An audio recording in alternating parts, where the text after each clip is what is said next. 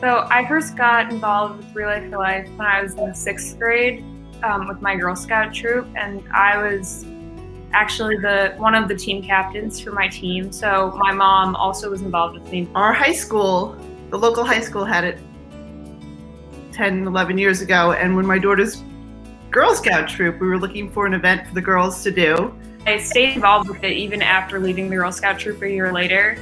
And I did the same thing every year, being the team captain and my mom the chaperone. We kept doing it because it's just such an amazing event, just to see the different people involved and the stories involved and the community. You know, sometimes it's always the same things, whether it's the Luminaria or the Survivors Lab, and every time it just gets me every time. So.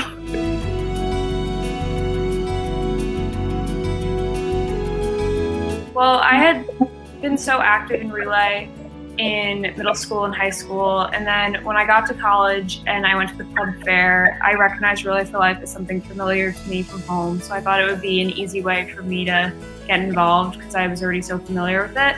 But then last year was different because right before her big event, which I'd heard all the work that went into it, she ended up coming home because of the shutdown and running it virtually from my house. I'm in the kitchen watching because, of course, I'm going to support her in everything she's doing. She's in her bedroom running it.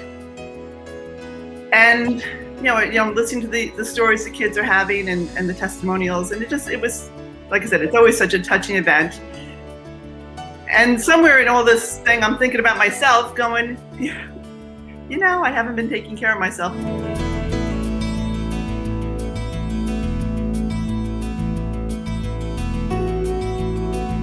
I don't know, right after the Relay event, I figured I'll just call and get the referral from my doctor, make an appointment. I've got the time, I'm home, nobody knows where I am, my boss has no idea what I'm doing. It was easy to get an appointment because nobody was showing up for those kind of appointments during COVID. They're like, just come on down this afternoon.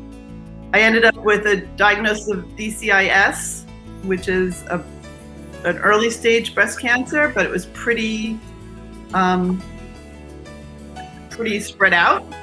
Well, when my mom told me that they had found something in her screenings, she told me and my brother after dinner one night. She definitely tried to make it, not that she was downplaying it, but didn't want us to get upset. But like, I'm so involved with Relay for Life that I know a lot about cancer, so it did make me upset. You know, it was so easy to put it off with, you know, my commute was long, the days were long. It just was something, I have no family history. No reason to have really suspected anything. I caught it early, and that's what the screening's supposed to do. It was like textbook. Caught it early, took care of it, done.